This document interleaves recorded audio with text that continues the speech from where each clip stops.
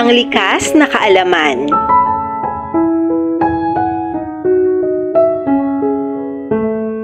May isang dalubhasang lalaki ang bihasa sa mga sinaunang kasanayan. Siya ay matanda na.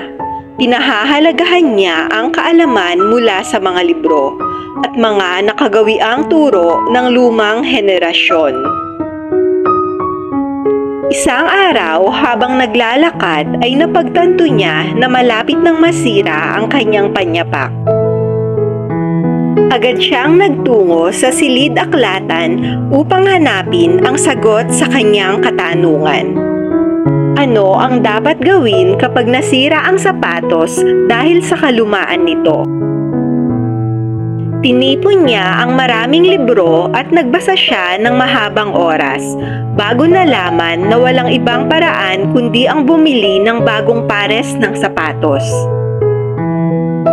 Pagkatapos ay gumugol ulit siya ng maraming oras sa pagbabasa para alamin kung paano masisiguro na tama ang sukat ng kanyang bibilin. Sa sandaling nasiyahan na siya sa mga nakuhang sagot, ay alam na niya na hindi siya magkakamali sa pagbili ng sapatos. Naisip niya na kung hindi niya ginawa ang pananaliksik ay marahil mananatili na lamang siyang nakayapak. Sinunod niya ang mga tagubilin na nabasa niya sa libro. Kumuha siya ng isang patpat at sinukat ang kanyang mga paa gamit ito. Pagkatapos ay nagtungo siya sa pamilihan at doon ay pumili siya ng gusto niyang sapatos. Gayunpaman ay napagtanto niya na naiwan niya ang kanyang panukat na patpat sa kanyang tahanan na napakalayo mula sa tindahan. Muli siyang umuwi upang kuhanin ang patpat. Nang makabalik siya sa pamilihan ay sarado na ang tindahan. Wala siyang nagawa kundi ang umuwi at bumalik na lamang muli kinabukasan. Sa puntong iyon, dahil sa mahabang paglalakad, ay tuluyan nang nasira ang kanyang panyapak. Kaya naglakad na lamang siya nang walang sapin ang mga paa. Kinaumagahan, nang makarating siya sa tindahan, ay wala na roon ang sapatos na napili niya kahapon. Dahil dito ay nalulungkot siya. Pinagmamasdan siya ng tindero at nagtanong ito, "Bakit kasi hindi mo pa binili ang sapatos kahapon?"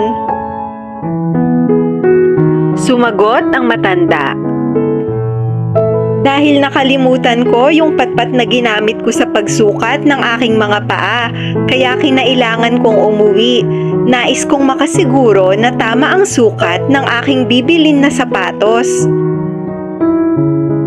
Nagtaka ang tindero at muling nagtanong, "Ngunit dala mo naman ng iyong mga paa, bakit hindi mo na lang sinukat ang mga sapatos?" Sumagot ang matanda ng may pagkalito, "Kasi ang sabi sa nabasa kong libro ay dapat gumamit ng panukat para maiwasang magkamali sa bibilhing sapatos." Natawang sumagot ang tindero, "Naku, hindi mo kailangan ng mga payo ng libro para makabili ng sapatos. Ang kailangan mo ay ang iyong mga paa at kaunting pera. Huwag mong gawing komplikado ang mga bagay-bagay."